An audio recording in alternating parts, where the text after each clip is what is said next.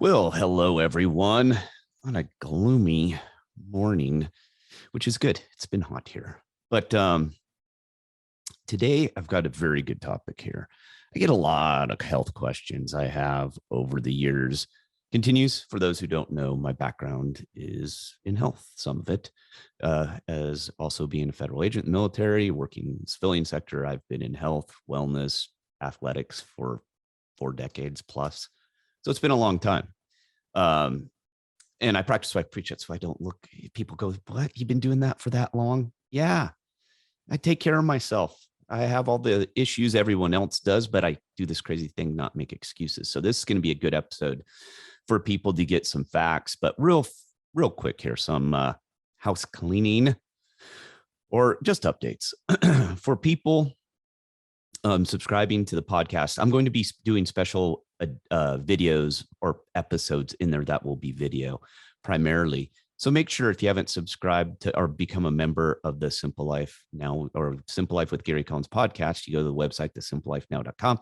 Go there. It's $49 a month. It supports what I do, helps me out a lot. A lot of people have been joining. I really appreciate it.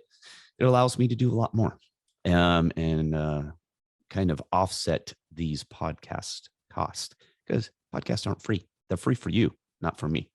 All right. And also, I've gotten some questions about me not being on certain programs that I have been on in the past. I'm centering my camera.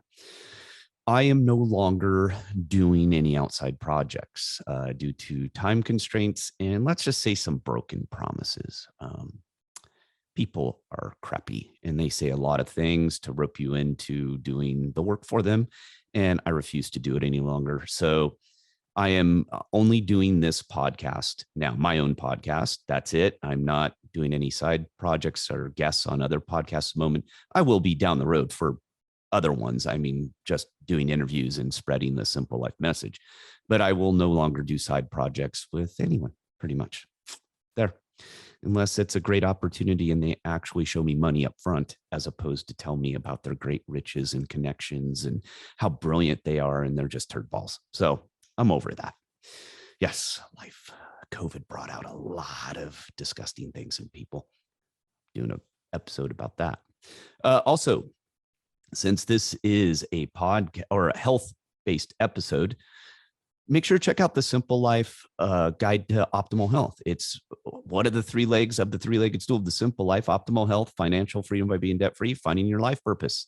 I always say you can't do the other two without your health. Makes it a heck of a lot more difficult. And everyone wants to skip the health one and jump right to the others and go, it's not going to work. Not going to work right. So health, go check out that book. They're literally all decades of my experience in there are in there. I mean, there's no weird stuff going on. No publisher telling me that I need to do this or do that. I can't say that.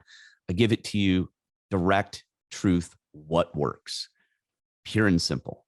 The health industry is jam-packed with charlatans. I mean, I would say 9 out of 10 plus are charlatans in the health industry. Everyone is full of shit. So be careful. I wrote that book. It's cheap. I'm telling you, I've had a lot of people read it. I've had a lot of people follow me worldwide. A lot of people have lost a lot of weight and changed their health. A lot of people.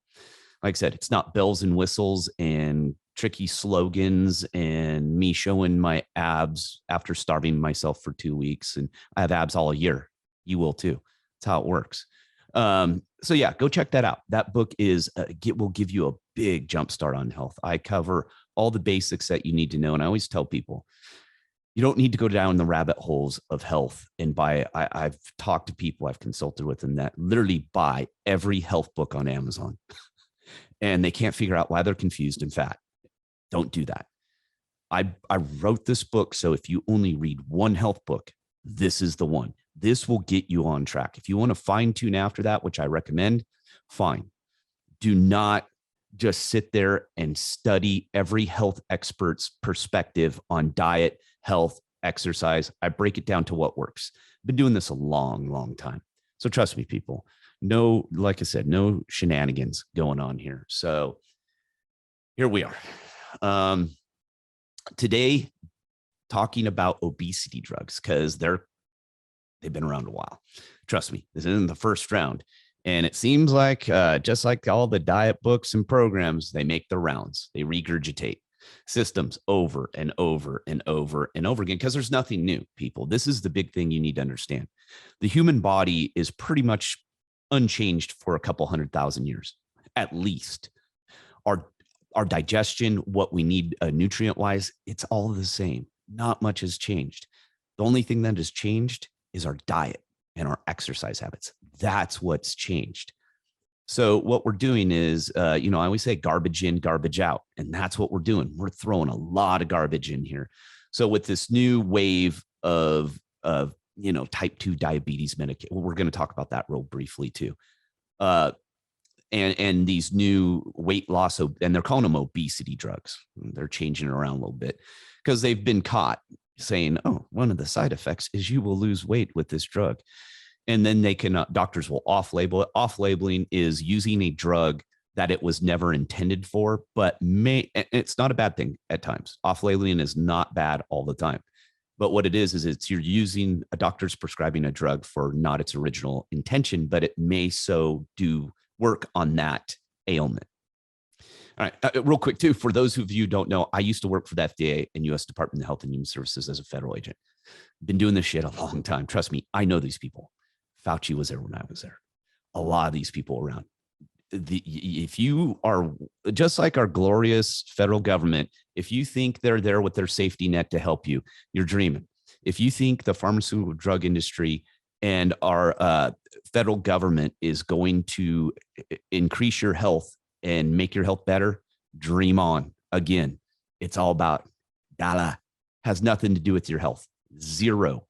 And I am not an because people confuse me as an anti-vaxxer, as I'm not. I've been vaccinated 15 bazillion times on everything, damn near. I was in the military, law enforcement. I traveled all over the world. I've been jabbed and poked and more times than you can imagine. I'm a rational guy. Does it make sense? Is it, if it's experimental and I can't sue you, you're not putting that in my body, period. End of story. We won't get into that. I've talked about that in the past. Use your head. I mean, common sense, people. And so with my experience, I tell people your health is your responsibility. So no matter what, even, and I'm not anti-pharmaceutical drugs either. I'm anti-pharmaceutical drugs about 99% of them because 99% of them are garbage. They're junk. Again, pharmaceutical companies exist for one reason and one reason only: to make money. It is not health. Not one of these companies was ever derived to better your health. It was to create a product, to sell it to you, and make a shitload of money. I kid you not. I hate to be that way, but you need some reality. That is why they're there. I'm telling you, if it was the opposite, they would not be allowed to make profit. I know some anti-capital is here. I'm not. But to me, health, and when you're talking massive profit, that's a complete contradiction of what it should be doing, right? Manipulating drug markets, manipulating, the cost of drugs, and then the government gets involved. And now it's just a mess. The best way to avoid all that, be healthy. And I'm not saying there are prescription drugs out there that have a purpose and you need to take them. Some people need to take them. Trust me, I've taken pharmaceutical drugs. I try to avoid them at all costs, but there are times when you may need to take them. Or if you have a condition that is genetic or has become, let's say, hardwired in a way, I won't get into that. There's purpose for them, but it's very, very rare. It's very rare that you need to take a prescription drug for the common things that ail us: obesity, overweight. And then you get into cardiovascular disease, hypertension, insulin resistance, all that stuff. That is a result of you being overweight and obese and not exercising. So you see how this all works, that you're taking prescription drugs to counteract the things that you're doing to your body on your own. So when I get asked a lot on new drugs and when they come out, I always, I have to go look because you never know. They're always popping out. And matter of fact, I need to bring it up here. So I went to the source. I like to go to the NIH. I like to go right to where did it, don't trust me. There's a lot of bad information, a lot of fudge studies, but I want to go to their page and see. So I found, and they list 10 obesity drugs, prescription drugs, and they say to treat overweight and obesity. If you're overweight, you don't need to take a drug. Trust me on this one.